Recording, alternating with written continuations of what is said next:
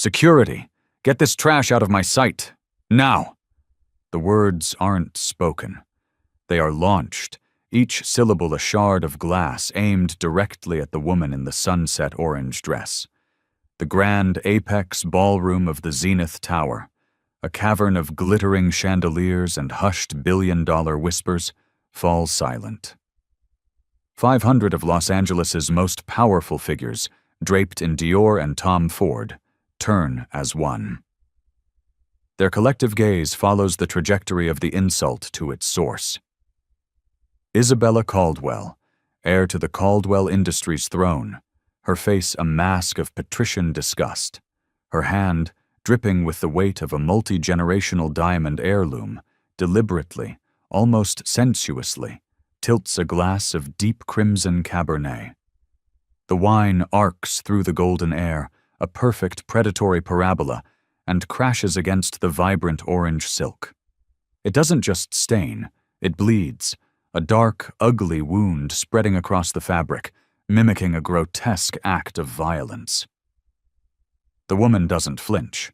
She doesn't gasp. She stands by a marble column, a silent, statuesque figure against the cold, white stone, simply watching the liquid desecration of her dress. Some of the guests snicker, the sound muffled behind manicured hands and champagne flutes. Others shift uncomfortably, their complicity a tangible thing in the suddenly chilled air. Have you ever been made to feel worthless? Judged, condemned, and sentenced before you've even spoken a word? If you believe that true power isn't screamed from the rooftops but wielded in silence, then smash that like button and subscribe to this channel, because you are about to witness how a single moment of quiet dignity can detonate a 100-year-old empire. Isabella's voice, honed by years of boarding schools that teach cruelty as a second language, slices through the silence once more. I believe I asked you a question. Who the hell are you, and who let you in? This is a private gala for the architects of this city, not a soup kitchen for whatever you are. The woman's fingers, long and elegant, gently touch the stain. Her silence is a vacuum, pulling all the noise and arrogance out of the room. It is a silence that is about to cost Isabella Caldwell everything she has, and everything she ever will have. In less than 2 hours, that silence will rewrite history. The woman in orange is Serafina James. She stands 5 feet, 9 inches tall, her posture radiating a stillness learned not in a finishing school, but in boardrooms where titans of industry tried and failed to intimidate her. Her hair is a crown of intricate braids, a masterpiece of heritage and style that needs no validation from a European crown jewel. The orange dress, a simple sheath of raw silk, was an off-the-rack purchase for $900. She chose the color tonight for a reason.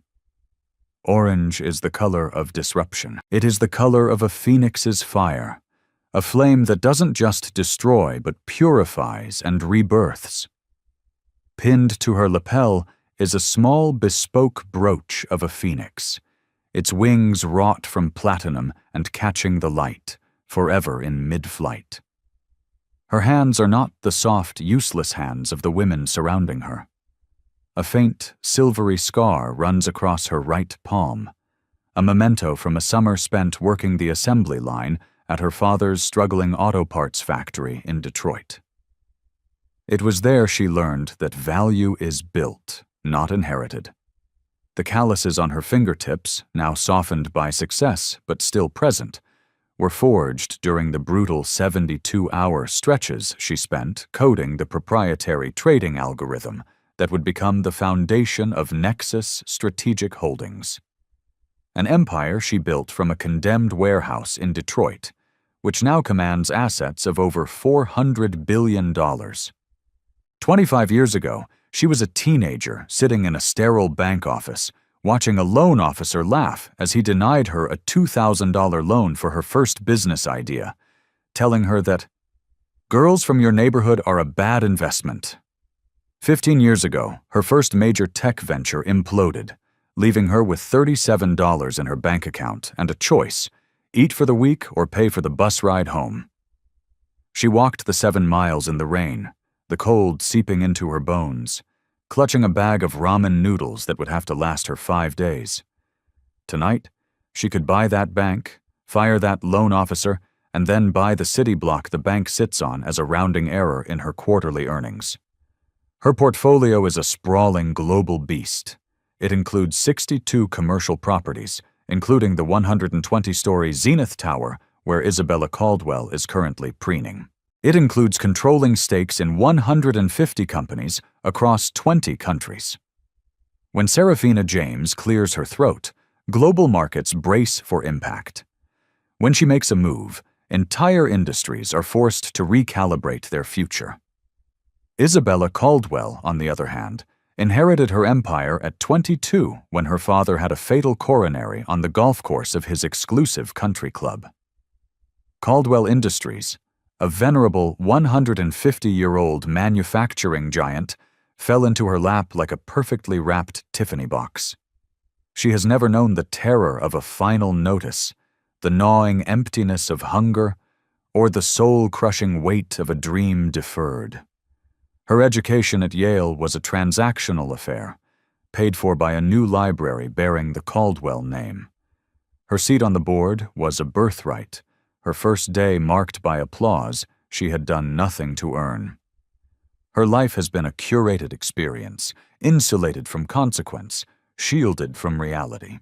The chasm between these two women is not merely skin deep. Where Isabella's gestures are broad and theatrical, choreographed for the paparazzi and her 3 million Instagram followers, Serafina's movements are economical, precise, honed by a life where wasted energy was a luxury she could not afford. Where Isabella's voice is perpetually raised, a desperate broadcast of her own perceived importance, Serafina speaks only when her words can land with the force of a tectonic shift. And tonight, she has come to move mountains.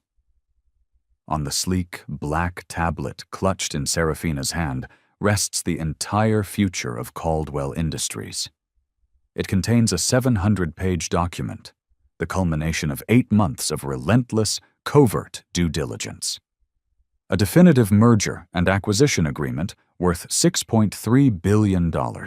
Without this lifeline from Nexus Strategic Holdings, Caldwell Industries, saddled with a crippling debt-to-equity ratio of 92%, will default on its loans and collapse into bankruptcy in under 6 months. The document is a brutal autopsy of mismanagement, a story of an heiress who treated a legacy company like a personal ATM. Serafina's thumb taps a silent, rhythmic beat on the edge of the tablet. 1, 2, 3, 4. It is the same rhythm she used to calm her nerves before scholarship interviews, before boardroom showdowns, before signing the checks that would change the world. It is the rhythm of a countdown. She learned a long time ago that revenge is a meal for the desperate. Consequence, however, is a feast best served cold, on a platter of meticulously documented facts. Every sneering word that drips from Isabella's lips is being captured, not just by the security cameras Serafina had installed last year, but by the phone in the purse of Maya Singh, a young journalist standing near the bar. Maya is live-streaming the entire encounter to a private group of financial activists, a group that is currently screen recording and disseminating the footage. They do not yet know they are witnessing the public execution of a corporate dynasty. Across the room, Julian Croft, a hedge fund manager from Singapore who lost $100 million betting against Serafina 2 years ago, recognizes the subtle Nexus strategic logo on her tablet. His blood runs cold. He knows that logo represents more concentrated power than every single person in this ballroom combined. He takes a discreet step backward, then another, creating as much distance as possible from the impending detonation. He knows a crater is about to form, and he has no desire to be part of the fallout. The wine stain on Serafina's dress is no longer just a stain. It has become a map of every boardroom she was ever locked out of, every assumption ever made about her, every insult she ever had to swallow. She isn't looking at the dress. She is looking at the faces in the crowd, the faces that laugh, the faces that look away in shame, the faces that are secretly filming, hoping to monetize her humiliation. In 30 minutes, every single one of them will swear they were on her side. Her grandmother's voice, a memory from a long-ago Detroit afternoon, echoes in her mind. They will use the beautiful skin God gave you as a weapon against you. They will do it because they fear the power of the mind within you. Let them, Serafina. Fear makes a person show you their true soul. Isabella Caldwell doesn't know it yet, but her soul is laid bare for the world to see. She is already a ghost. The only question that remains is how much of her father's legacy Serafina will allow her to haunt. Just look at you. Isabella circles Serafina now, a hyena who has mistaken a lioness for a wounded gazelle. Standing there, pretending you belong. Did you slip past the catering entrance? I bet you told the staff you were here to polish the silver after we all leave. The crowd, a pack of well-dressed wolves, tightens its circle. The clicking of their $1,000 shoes on the marble floor sounds like chattering teeth. Elizabeth Vance, a real estate mogul draped in what looks like a freshly skinned swan, whispers to her husband, "This is precisely what happens when we lower our standards. They get a taste of money and think it buys them a seat at the table." Serafina's breathing is a controlled, meditative wave. Inhale for 4 seconds. Hold for 7. Exhale for 8. It is the same breathing technique that centered her when she faced financial ruin. The same technique that calmed her when a competitor tried to sabotage her company. The same technique that grounded her when the call confirming her mother's cancer remission came on the very same day she closed her first billion-dollar deal. "And that dress," Isabella continues, her voice a weaponized sneer. "Let me guess. Is it from one of those fast fashion websites, or perhaps a vintage store?" She says the word vintage as if it were a communicable disease. "Oh, I know.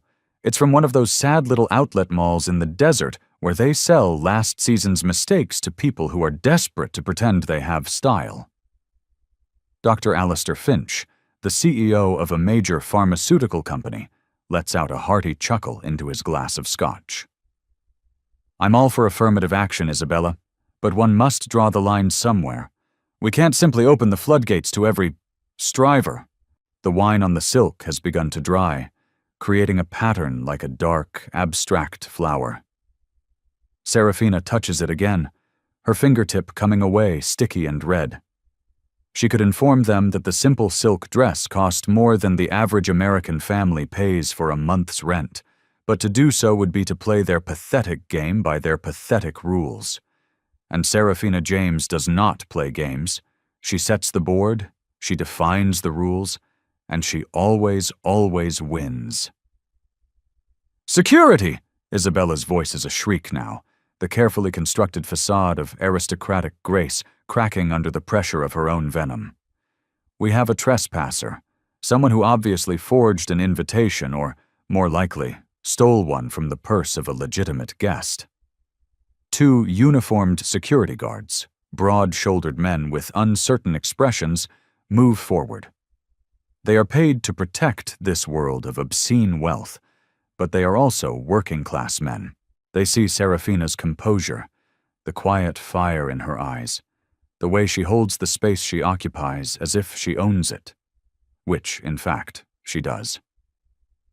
They see a queen, not a trespasser, and their steps falter. "What are you waiting for?" Isabella stomps her $4,000 Louboutin heel on the floor, a petulant child in couture.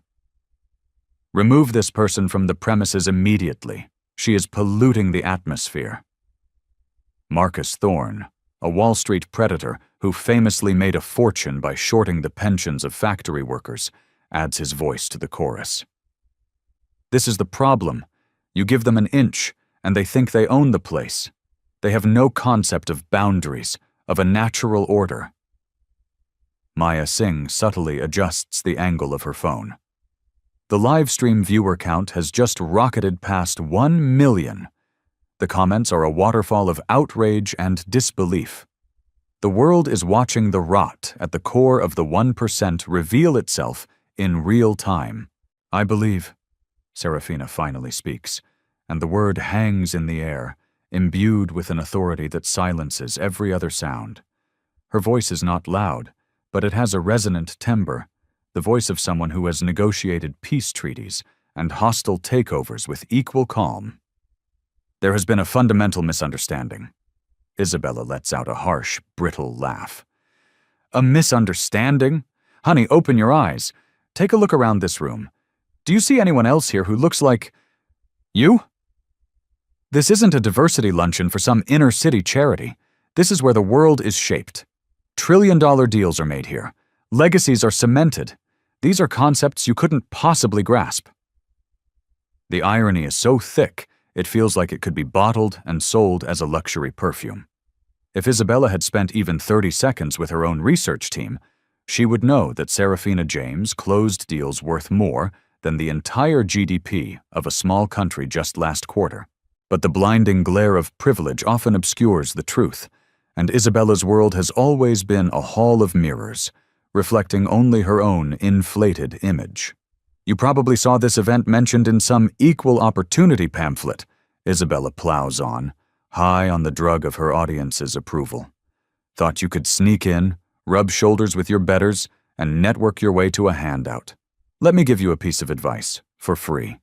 People like us don't do charity cases. We don't help your kind. Elizabeth Vance nods, her diamond earrings catching the light.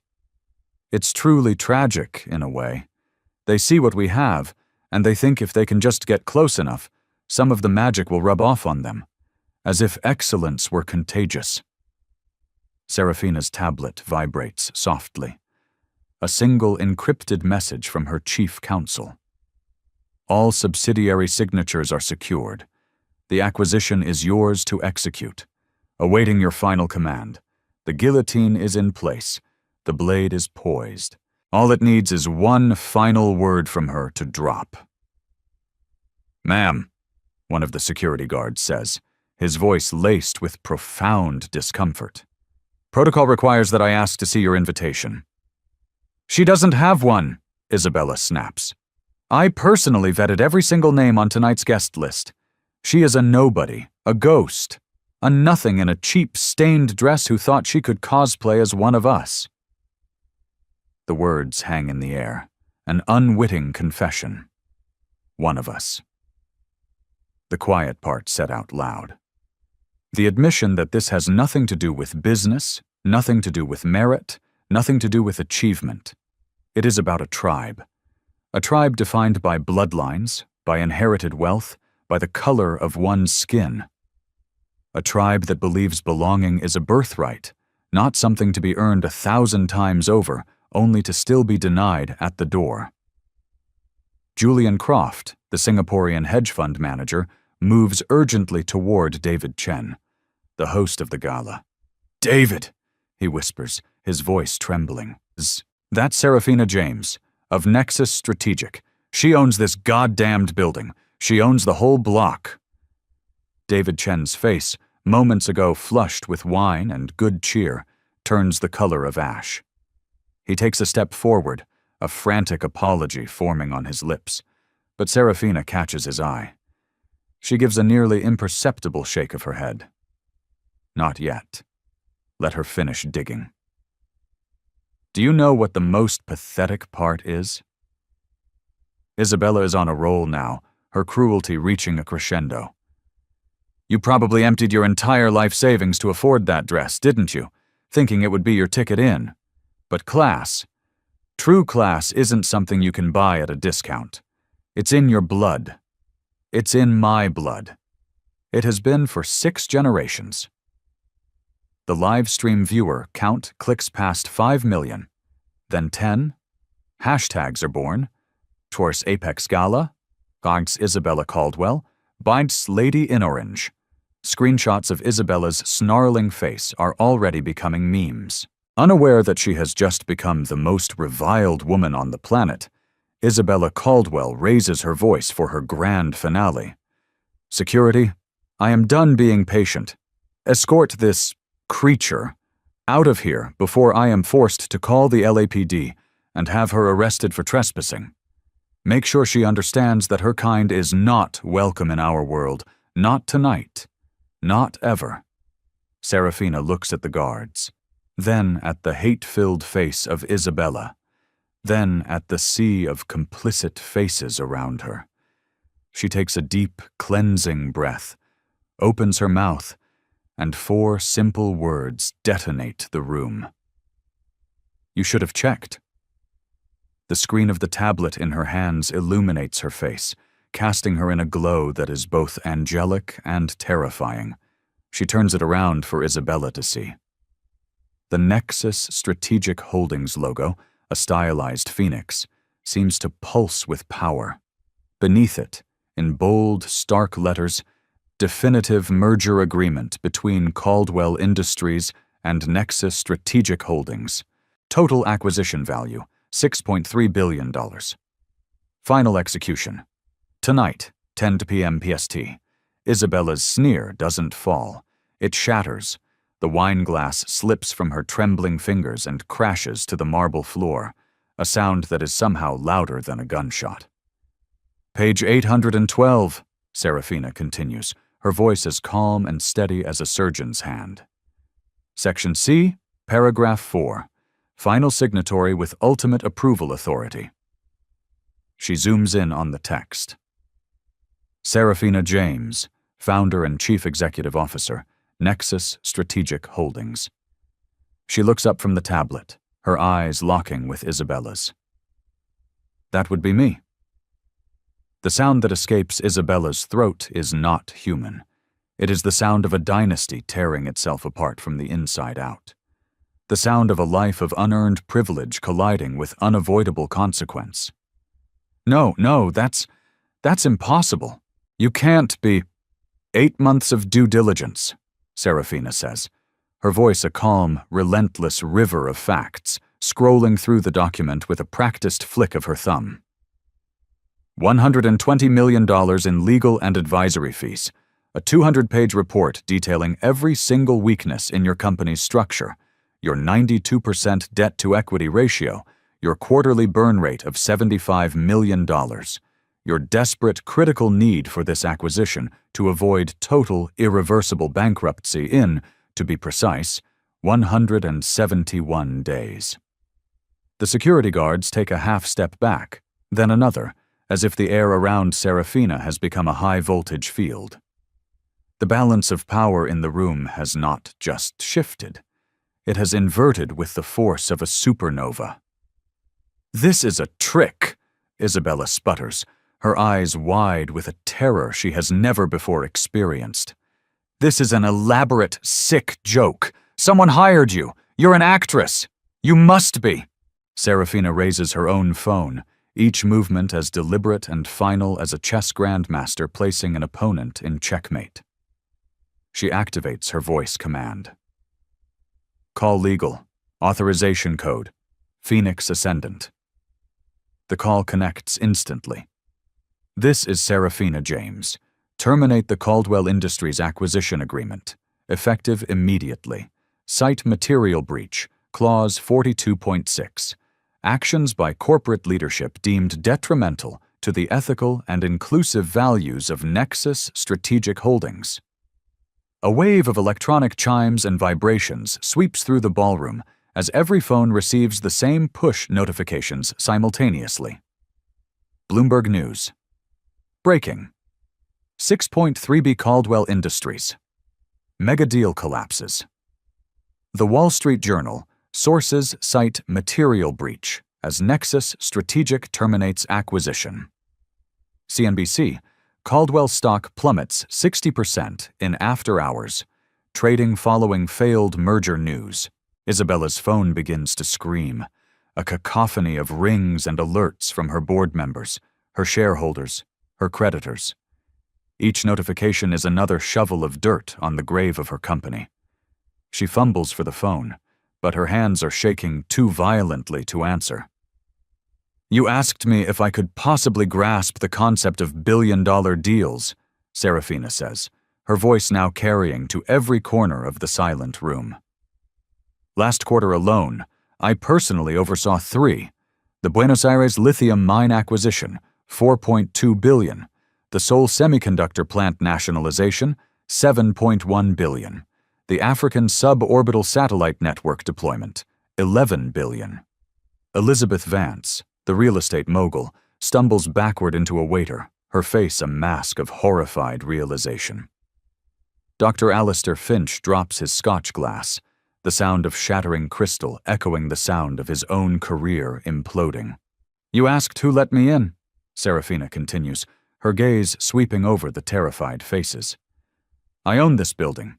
The Zenith Tower is one of 62 properties in the Nexus Global Real Estate portfolio. I do not require an invitation to enter a property that I own." David Chen, the host, finally finds his voice, a pathetic, trembling squeak. "Ms. James, on behalf of, I am so profoundly, terribly sorry.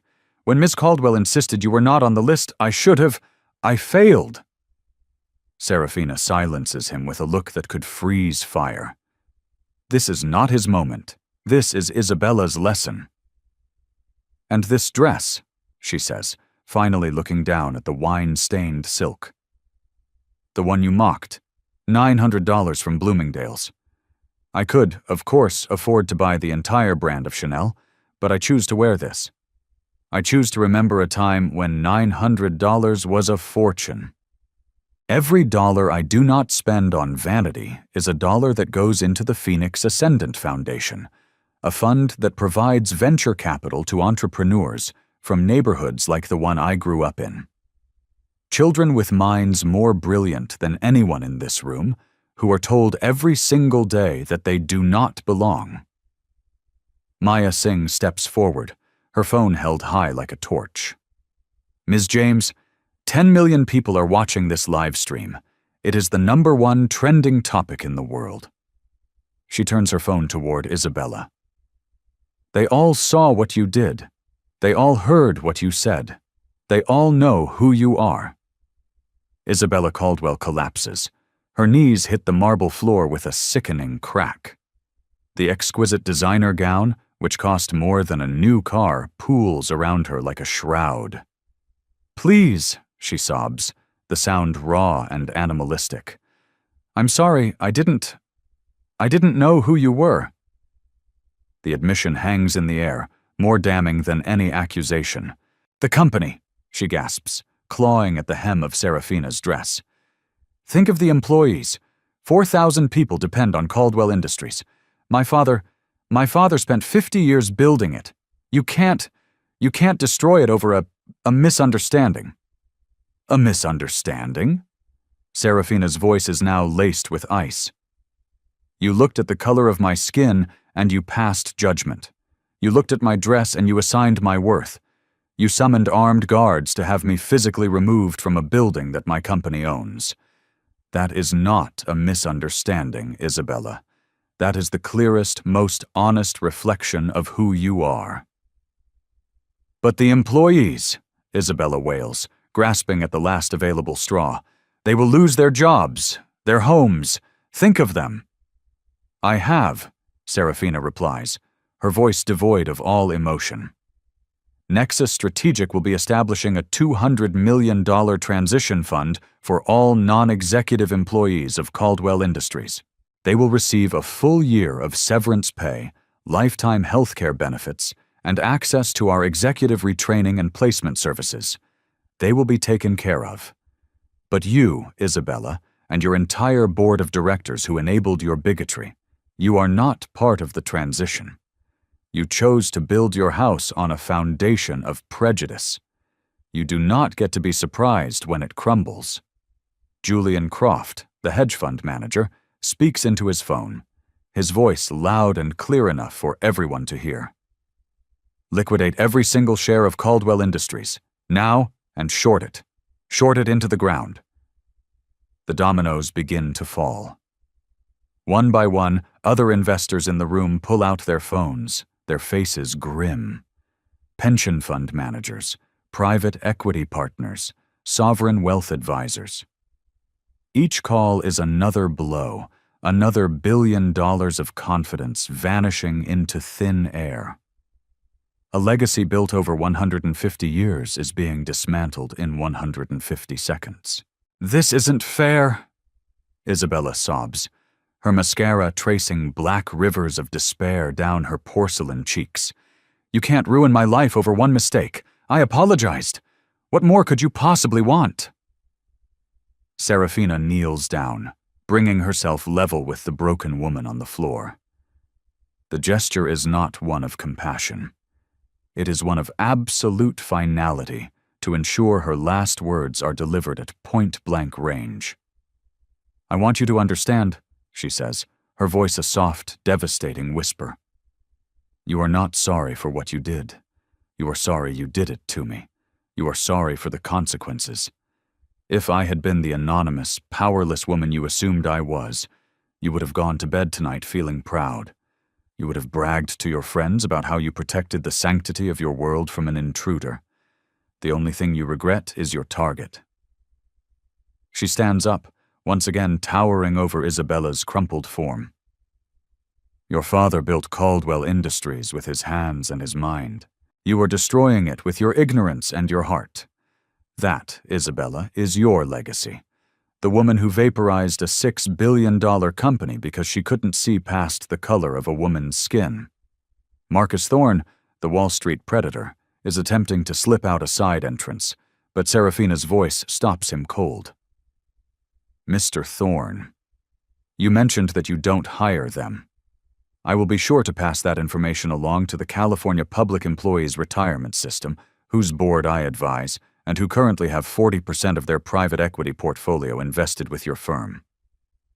Thorne freezes, his face turning a ghastly shade of white. His phone begins to ring. He doesn't need to answer to know his career is over. "Money," Serafina says, addressing the entire room one last time, "is not just numbers on a balance sheet.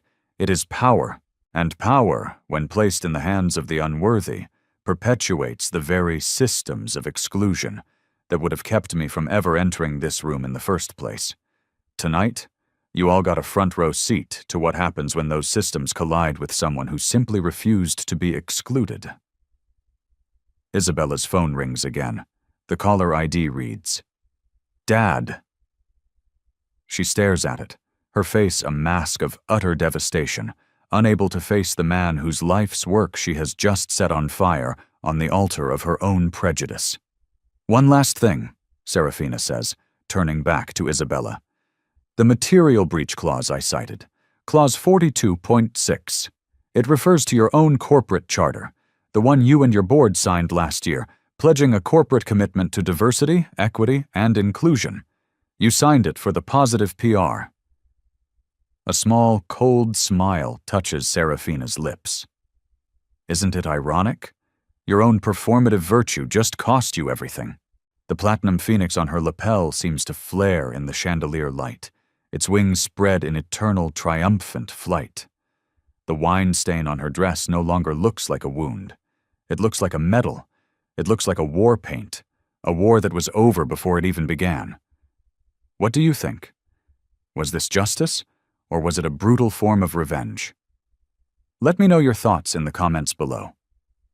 And if you're still with me, you know what to do. Hit that like button, and make sure you're subscribed because we're not done yet. Isabella Caldwell claws at the cold marble, her manicured nails scraping against the stone as if she could dig her way back to an hour ago, to a reality where she had kept her mouth shut. "No, no, no, no!" she chants, the words dissolving into incoherent sobs. "This is my company, my legacy, My great-great-grandfather built it from nothing." She lunges for Serafina's dress again, a desperate, grasping motion for something, anything, solid in her liquefying world. The very same security guards she had summoned to eject Serafina now step forward and gently, firmly restrain her. The final crushing irony of the evening. "Daddy!" she screams into her still-ringing phone, finally answering. "Daddy, you have to stop this! Call the lawyers! Call the governor! You know everyone!" Her breath hitches, collapsing into ragged hyperventilation. "She can't do this to us! She can't!" The guests who had laughed, who had smirked, who had enjoyed the blood sport, now retreat. They move like cockroaches exposed to a sudden, harsh light, scurrying for the shadows. Elizabeth Vance mutters a weak excuse about an urgent call from her child's nanny. Dr. Alistair Finch suddenly remembers a critical patient he needs to check on. Dozens of executives and socialites ghost toward the exits, furtively deleting videos from their phones as they go, trying to erase their complicity. Their panicked exodus reveals the hollow truth of their world. It is a society of cowards dressed in couture, of prejudice wrapped in privilege. When one of their own falls, they do not extend a hand. They run, lest the taint of failure splash onto them. David Chen, the Gala's host and CEO of Chen Consolidated, approaches Serafina with the terrified reverence of a man addressing a living deity.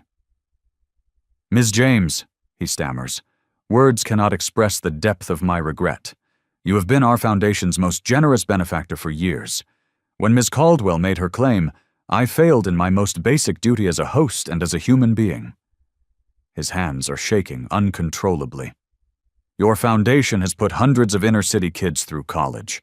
You've built hospitals, and I let her do that to you in my ballroom." He gestures helplessly at Isabella's crumpled form. There is no excuse. None. The real-time annihilation of Caldwell Industries is a horror film playing out on every screen in the room. The stock ticker is no longer a graph. It's a cliff face. 3 billion, then 4 billion in market capitalization evaporates in under an hour. Automatic trading halts are triggered, but they are merely tourniquets on a severed limb. The company is bleeding out, and the sharks of Wall Street are already circling, drawn by the scent of a corporate death. Serafina's voice, calm and measured, cuts through the ambient panic. "I want everyone remaining in this room to understand something vital," she says, her gaze sweeping across the stunned faces. Wealth doesn't confer character. Power without principle is nothing more than sophisticated barbarism, and hatred, whether it's wearing a white hood or a Vera Wang gown, is still hatred. She turns slowly, deliberately making eye contact with each guest who had the courage, or the fear, to remain. "How many Serafina Jameses have you dismissed in your lives? How many brilliant minds have you locked out of your boardrooms because their resumes didn't include a yacht club membership? How much human potential have you suffocated with your casual, comfortable bigotry?" The comments on the live stream, which has now surpassed 25 million viewers, are a global chorus of affirmation. The #HaChidiquem Serafina James hashtag begins to trend as people from all over the world share their own stories of being underestimated, dismissed, and dehumanized. "Ms. Caldwell asked who I am," Serafina continues, her voice resonating with the weight of her journey. "I am the daughter of a Detroit factory foreman and a public school teacher. I am the woman who was told 25 years ago that my dreams were a bad investment. I am the entrepreneur who built an empire from scratch, while people like her were building taller walls to keep people like me out." Gorchonpam. Isabella's sobbing is the only sound that punctuates Serafina's words. Her phone screen shows 312 missed calls. Board members are resigning via text message. The company's general counsel has already emailed her a termination letter, effective immediately. Her father's name appears again and again, a relentless digital judgment she cannot escape. "Please," Isabella whimpers from the floor, her voice barely audible. "I'll do anything. I'll resign. I'll make a public apology. I'll give my entire fortune to your charities. Just don't let my father's company die. Please." "Your father built his company with honor." Serafina's words fall with the finality of a judge's sentence. "You tarnished it with hate.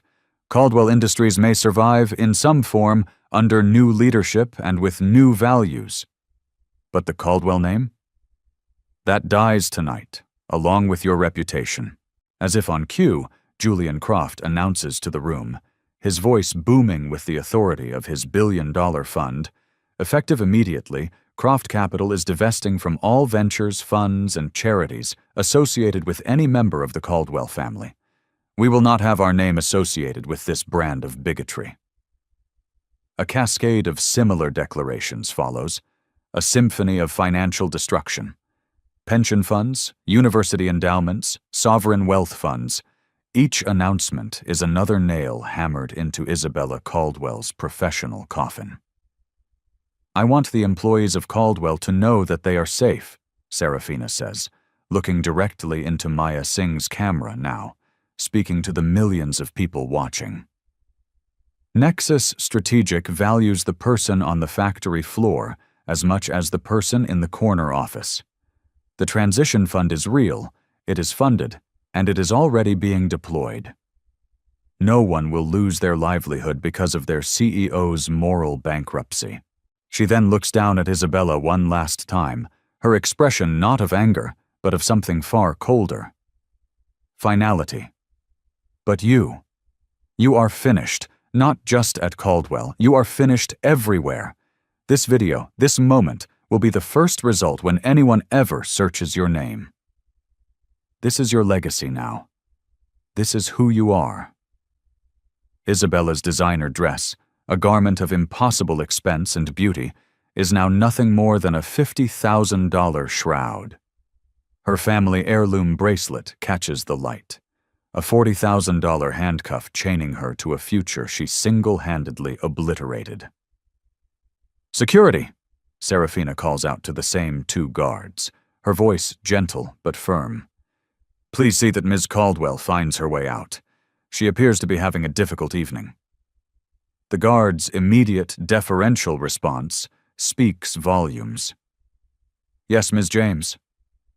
Power has been seen, recognized, and acknowledged. The woman Isabella tried to have thrown out like trash now commands the very forces meant to enforce her exclusion. As the chaos continues to swirl around her, Serafina stands perfectly still, the serene, unmoving eye of a hurricane she created with nothing but truth, timing, and a will of iron. The wine stain on her dress has fully dried. It looks like a birthmark now, a permanent part of the fabric's story. With the grace of a queen, Serafina James turns and walks toward the exit, the crowd parting before her like the Red Sea. Outside, a bespoke, all-black Rolls-Royce Phantom waits silently at the curb, its surface so polished it reflects the Los Angeles skyline like a dark mirror. The driver, a man who has been with Serafina for 15 years, opens the door without being told. He, like the rest of the world, saw the live stream. "Home, Miss James? Or the office?" he asks, his voice filled with a deep, quiet respect. "The office, Michael," she says, slipping into the plush leather interior. "We have a company to acquire, a better one."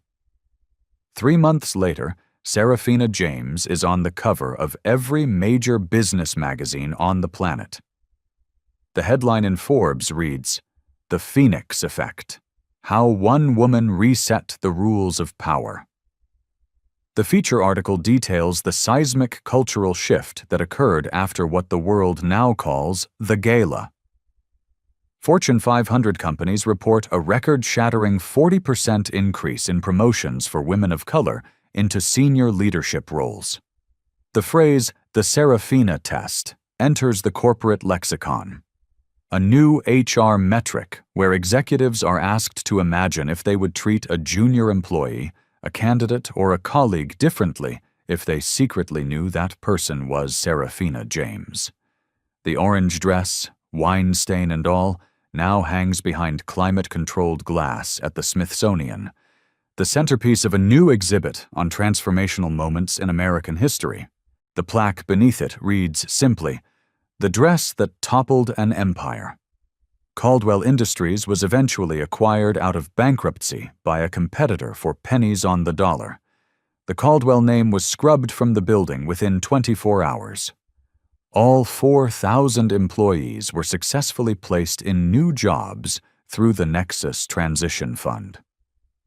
Isabella Caldwell now lives in a small, rented apartment in the valley. She was last seen working as a shift manager at a high-end coffee shop. Her name changed, her face altered by the quiet shame that now follows her everywhere. She takes the bus to work, standing anonymously among the very people she once considered invisible. A ghost in her own life. At Stanford Graduate School of Business, Serafina James stands at a podium, addressing the next generation of leaders. She is wearing another orange dress, this one just as simple as the first. The platinum phoenix pin glints under the stage lights.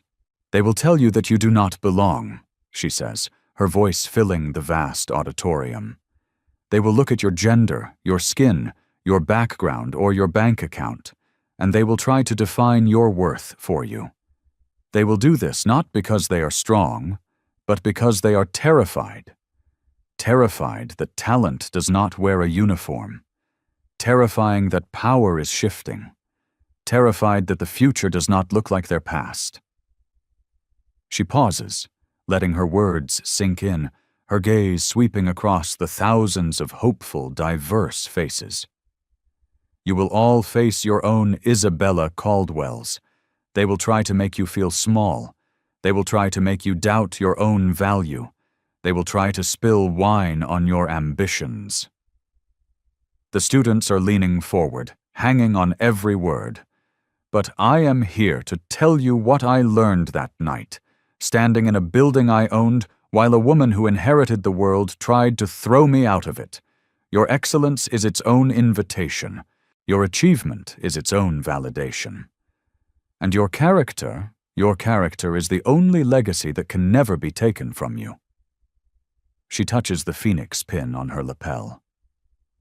"Every time they try to burn you down, every time they try to reduce you to ashes, you must remember what phoenixes do. You rise.